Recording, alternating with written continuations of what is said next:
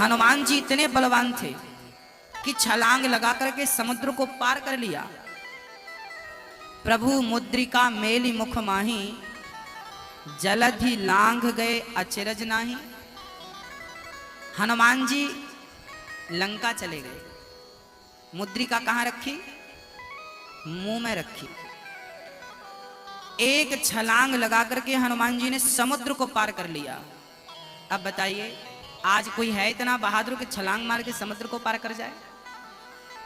पर हनुमान जी ने किया।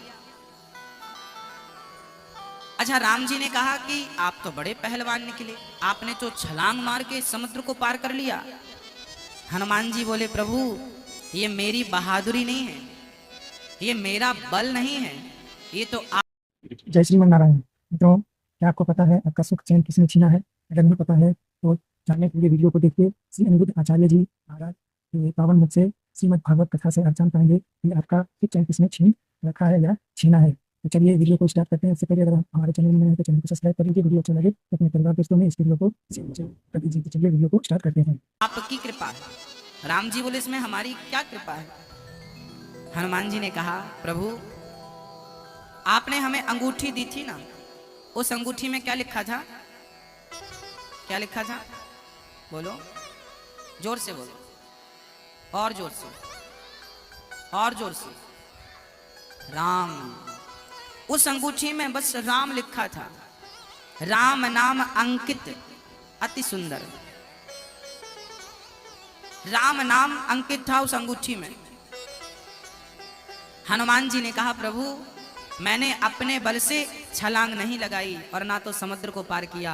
आपके नाम का बल अंगूठी में था और वो अंगूठी मेरे पास थी, तो आपके नाम के बल पर ही मैंने पार कर लिया समुद्र को। ये मेरा बल नहीं, आपके नाम का बल है। प्रभु मुद्रिका मेली मुख माही, जलधि लांघ गए अचरज नाही। आश्चर्य मत करिए, क्योंकि ये बल तो उस नाम का है जिस नाम के पत्थर पानी में तर गए। जिस नाम के पत्थर पानी में तर गए, अर्थात पत्थर को नाम ने डूबने नहीं दिया, तो क्या भक्त वो नाम लेकर जाए तो क्या वो नाम भक्त को डूबने देगा? इसलिए कहता हूं कि फुर्सत निकाल करके राम राम जपा करो। ये राम का नाम तुम्हें डूबने नहीं देगा भक्तों, पार लगा देगा भवसागर से ये नाम। इसलिए नाम जपा करो। कलयुग केवल नाम आधारा, सुमरि सुमरि नर उतर ही पारा।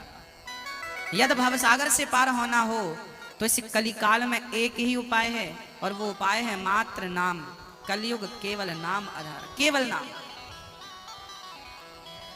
नाम जपेंगे तो काम बनेगा, नाम नहीं जपेंगे तो डूब जाएंगे आप। इसलिए पार होना हो तो केवल नाम। नारद जी क्या जपते थे? क्या बोलते थे? बोलो। कि नारद जी नारायण नारायण जपते थे। हनुमान जी क्या जपते थे? राम राम राम। नाम को जपा हनुमान जी ने, तो देखो आज सर्वत्र पूजनीय बन गए हनुमान जी। आप लोग भी जपा करो। सास और बहू की बुराई ही करती रहती हो।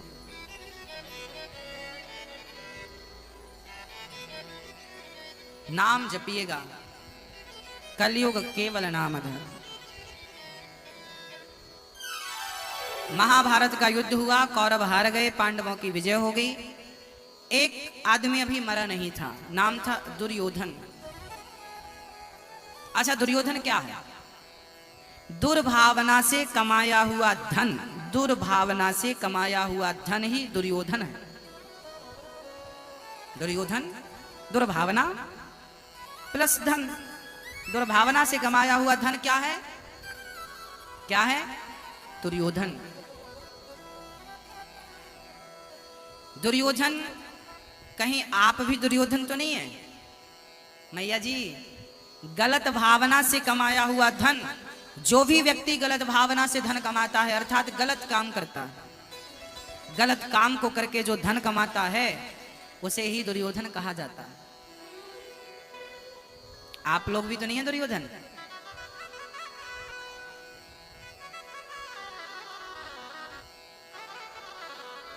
दुर्योधन अभी मरा नहीं था, सारे मर गए। दुर्योधन के 99 भाई मर गए थे, बस ये बचा था। जो गलत ढंग से धन कमाता है ना, वो जल्दी मरता नहीं है, थोड़ा तड़पता है। पापों का फल भोगता है, फिर धीरे से मरता है। मौत भी जल्दी गले नहीं लगाती ना पापियों को। मौत भी पापी को देख के भागती है कि नहीं नहीं हम तेरे पास नहीं आएंगे। कोई पुण्यात्मा हो तो कई लोगों को आपने देखा होगा जल्दी मर जाते हैं, ये सब पुण्यात्मा लोग थे, जल्दी। दुर्योधन तड़प रहा था, मौत आ जाती। दुर्योधन की मौत तो नहीं आई, गुरु द्रोणाचार्य का बेटा अश्वत्थामा आ गया। कहो मित्र मैं तुम्हारी क्या मदद करूं? दुर्योधन बोला मेरी आखिरी इच्छा है कि मैं पांडवों को मरा हुआ देखूं, बस कोई इच्छा ही नहीं बची। अच्छा बुरा आदमी ना मरते मरते भी किसी का भला थोड़ी सोचता है, वो जब भी सोचेगा बुरा ही सोचेगा, अच्छा सोच ही नहीं सकता। मित्र अश्वत्थामा क्या तुम पांडवों को मार सकते हो? हाँ हाँ मार सकता हूं। रात्रि के 1 बजे अश्वत्थामा चल पड़े पांडवों को मारने के लिए।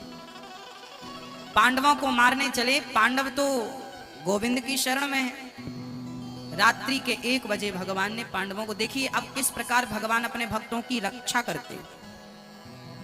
रात्रि के 1 बजे पांडव गहरी नींद में सो रहे थे, भगवान ने पांडवों को जगाया, अर्जुन उठो जागो।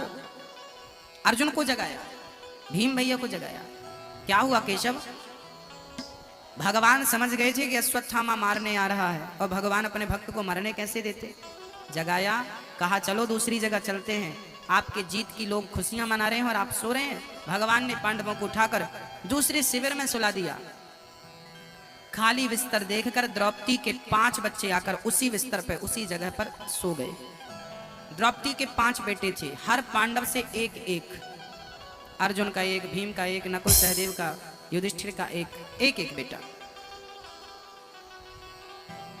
उन 5 बच्चों को पांडव मान करके अश्वत्थामा ने 5 का सिर कलम कर दिया, सिर काट दिया और मार करके अश्वत्थामा चल पड़ा। मित्र दुर्योधन देख तेरे दुश्मनों को मैंने मार डाला, ये रहे उनके सर। दुर्योधन ने ध्यान से देखा वो पांडव नहीं थे। पहले तो खुश हुआ कि पांडव मर गए, फिर दुख हुआ कि ये पांडव पुत्र हैं। उसी क्षण दुर्योधन की मृत्यु हो गई। दुर्योधन को वरदान था कि तुम्हें पहले खुशी होगी और तुम्हें बाद में दुख होगा, उसी समय तुम्हारी मृत्यु होगी। तो पांडव मर गए, ये बात सुनकर खुशी हुई, और ये पांडव नहीं उनके पुत्र हैं, ये बात सुनकर दुख हुआ। दुर्योधन को मारने के लिए द्रौपदी के 5 बच्चों को मरना पड़ा। हाँ मरना पड़ा। हानि कोई नहीं टाल सकता। भक्तों याद रखना, कीचड़ से संबंध रख रहे हैं, यही कीचड़ है। और हम क्या कह रहे हैं कि संसार एक कीचड़ है, आप कमल बन जाइए। संसार में रहना बुरा नहीं है, रहिए, परंतु उस कीचड़ से संबंध मत रखिए। भाई पानी के ऊपर नाव होती है तो अच्छी लगती है, पर नाव के ऊपर पानी होता है तो नाव को वो पानी डुबा देता है। संसार एक सागर है, इस सागर में आप नाव की तरह रहो। हम कौन है? नाव, नौका, नैया। नाव की तरह रहिए। संसार में नाव की तरह रहेंगे तो ऊपर रहेंगे तो पार हो जाएंगे, और यदि संसार का जल आपके अंदर आ गया तो ये नौका डूब जाएगी। हाँ, जो बुढ़ापे में भी नाती पोता बेटा बेटी पैसा पैसा कर रहे हैं ना, इनके अंदर पानी आ गया है संसार का। अब ये डूबने वाले हैं, ना घर के रहेंगे ना घाट के रहेंगे। संसार में रहिए पर संसार से कोई संबंध मत रखिए। कैसे रहें वही बता रहे हैं, सुनिएगा। अच्छा एक बात बताइए, आपके हाथ में यदि 2-4 लाख रुपए हों और 4 लाख रुपए आपके हाथ में देके कहा जाए कि इस पंडाल में आपको सोना है आज रात्रि को, नींद आएगी? बोलिए। 4 लाख रुपए कैश हो आपके पास और कहा जाए कि इस पंडाल में सोना है, आपको नींद आएगी? कहा जाए कि 4 लाख रुपए ले लो और नागपुर रेलवे स्टेशन में सो जाओ, नींद आएगी? कहा जाए बस स्टैंड में सो जाओ, नींद आएगी? हाँ या ना? और आपके जेब में 1 रुपया भी नहीं हो फिर कहा जाए कि सो जाओ, तो नींद आएगी? आएगी। रेलवे स्टेशन में भी आएगी, बस स्टैंड में भी आएगी। और रुपया हो तो नींद नहीं आएगी। अर्थात आपका सुख चैन किसने छीन लिया? आपके सुख चैन को, आपकी नींद को किसने हराम कर दिया? जिस पैसे को आप कमा रहे हैं ना दिन रात, वही पैसा आपके सुख चैन को गवाता है, समाप्त करता है। अच्छा, वही 4 लाख रुपए हम कहें कि बैंक में जमा कर दो, तो वो बैंक में जमा हो जाएंगे। तो बैंक में जमा होने के बाद भी वो आपके ही रहेंगे ना, पर उसकी चोरी की टेंशन आपकी रहेगी क्या? अब बैंक में कुछ भी हो जाए, हमारा तो जमा हो गया, अब बैंक को तो देना ही है, आपको मिलेगा ही मिलेगा। जब तक आपके पास था तो टेंशन थी, बैंक में जमा कर दिया, सारी टेंशन खत्म, अब वो टेंशन बैंक की है। इसी प्रकार आप अपने पास यदि रखेंगे ना तो आपको टेंशन होगी, ये बेटा मेरा है, ये बेटी मेरी है, ये घर मेरा है, ये मकान सब मेरा। आपने अपने पास सब कुछ रखा है, इसलिए चिंता होती है भक्तों। इसलिए कहता हूं कि सब कुछ ले जाकर भगवान के चरणों की बैंक में जमा कर दीजिए। प्रभु मेरा कुछ नहीं, सब तेरा है, बेटी तेरी, बेटा तेरा, परिवार तेरा, सब तेरा। अब सौंप दिया इस जीवन का सब भार तुम्हारे हाथों में, सब कुछ दे दो, अपने पास मत रखो, गोविंद की चरणों की बैंक में सब डाल दो। भगवान के चरणों की क्या बैंक, उसमें डाल दो बेटे को, बेटी को। प्रभु ये सब तेरी जिम्मेदारी है, पढ़ाना लिखाना, शादी विवाह, घर बसाना, अरे पार लगाना भी तेरी मर्जी और डुबा देना भी तेरी मर्जी। हमारा चाहा होता क्या है ये तो बताओ। अच्छा, आप जितने लोग बैठे हैं, बस एक ही प्रश्न पूछूंगा आपसे, आज तक क्या आपका चाहा कुछ हुआ? बोलो, जवाब दीजिए। मैया, मेरी बूढ़ी माँ बोलेगी, शायद इनकी उम्र ज्यादा है ना हम सबसे, शायद इनका पूरा हुआ हो। मैया, आपके आज तक आपने जो चाहा, जिस प्रकार चाहा, क्या वो आपका चाहा पूरा हुआ? देखो इनके सिर को, ऐसा ऐसा हो रहा, नहीं हुआ, नहीं हुआ। अच्छा, मुझे बस ये बता दो कि आपके चाहने से क्या होता है? बस ओनली एक प्रश्न, आपके चाहने से क्या होता है? बोलो, होता है कुछ? मैया जी, आपके चाहने से कुछ होता है? दादाजी, आपके चाहने से कुछ होता है? होता है? उत्तर होगा नहीं। हम सभी जो चाहते हैं वो नहीं होता, जो वो चाहता है वही होता। इसलिए हम कहते हैं कि जब आपका चाहा कुछ होता ही नहीं है तो आप चाह रखते ही क्यों हो? इस चाह में आग लगा दो, हम कोई चाह ही नहीं रखेंगे। भगवान तू जैसे रखेगा हम वैसे रहेंगे। जब हमारा चाह कुछ होते ही नहीं तो टेंशन लेने से होगा क्या? आप अपनी चाह मिटा दीजिए। चाह मीन्स इच्छा, कामनाएं सब समाप्त कर दी। राम कीन चाहे सोई होई, करे अन्यथा अस नहीं कोई। होगा क्या? जो मंजूरे प्रभु होगा वही होगा। यदि हमारे चाहने से कुछ होता तो हमें जीवन में कभी खांसी भी नहीं आती। बोलो, हमारे चाहने से कुछ होता तो हमें जीवन में कभी हम खांसी भी नहीं आने देते, सर्दी भी नहीं होने देते, पर हम लोग बीमार पड़ जाते हैं। क्या कोई चाहता है आप में से कि हम बीमार पड़े? पर पड़ जाते हो ना आप लोग। इसका मतलब है कि आपका चाहा, आपके चाहने से कुछ नहीं होता। इसलिए जो चाह रख के आप परेशान होते हैं वो चाह मिटा दीजिए और कह दीजिए कि प्रभु जो तू करेगा बढ़िया करेगा। अपना सिर उनके चरणों में रख के कह दो कि प्रभु अब मेरी मर्जी से मैं नहीं चलूंगा, तेरी मर्जी से चलूंगा। राम कीन चाहे सो होई, जो वो चाहेंगे वो होके रहेगा। इसलिए कह दो कि तेरी मर्जी का मैं हूं गुलाम, मेरे अलबेले राम। हाँ हो तेरी मर्जी का मैं हूं गुलाम, हो मेरे अलबेले राम। अलबेले राम मेरे अलबेले राम, तेरी मर्जी का मैं हूँ गुलाम, मेरे अलबेले राम। जो भी कराल मैं हूँ तुम पर न्योछावर। तू जो करा मैं सब तैयार हूँ कन्हैया। अर्जुन ने अपने हिसाब से युद्ध नहीं लड़ा। किसके हिसाब से लड़ा बताइए? अर्जुन ने अपने हिसाब से एक भी बाण नहीं चलाया।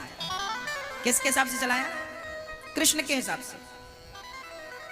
और दुर्योधन ने एक भी बाण कृष्ण के हिसाब से नहीं चलाया, वो सारे बाण अपने हिसाब से। जो अपने हिसाब से चलता है वो दुर्योधन की तरफ पराजित होता है, और जो भगवान के हिसाब से चलता है वो अर्जुन की तरफ विजय प्राप्त करता है। अब देख लीजिए आप किसकी तरह से चलना है, आपको किसके हिसाब से चलना है। अपनी मर्जी के मालिक मत बनिए। हम तो कहते हैं अपनी मर्जी ही मत रखिए, आप अपनी मर्जी को डिलीट कर दीजिए और कृष्ण की मर्जी के गुलाम हो जाएंगे। तू जो कहेगा जो कराएगा हम वो करेंगे, हमारी अपनी कोई मर्जी नहीं। अपनी मर्जी चलाओगे तो दुर्योधन की तरह हाल होगा, और गोविंद की मर्जी से चलोगे तो हो तेरी मर्जी का मैं हूं गुलाम, मेरे अलबेले राम। जो भी कराल मैं हूं तुम पर न्योछावर, जो भी करा मैं न्योछावर हूं। जो भी कराल मैं हूं तुम पर न्योछावर, दे दो सजा या इनाम, या सजा दे दो या तो इनाम दे दो। चाहे दे दो सजा या इनाम, मेरे अलबेले राम। हे प्रभु सजा दो या इनाम, मैं तो बस आपका हूं, बस आपका।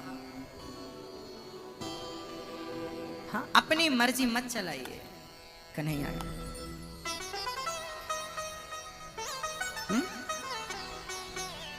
दुर्योधन मारा गया। द्रौपदी ने कहा मेरे बच्चे जीवित थे, मर गए, सारे बच्चों को मार डाला।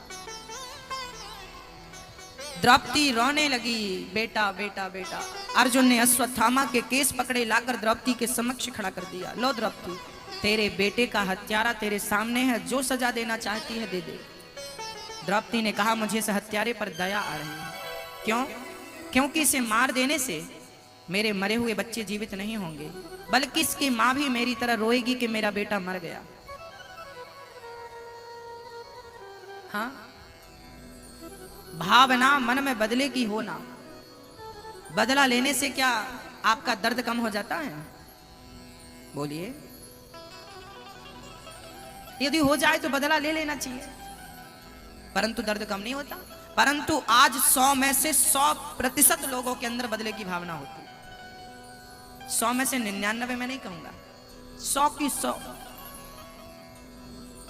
बदले की भावना लेकर चलते हैं।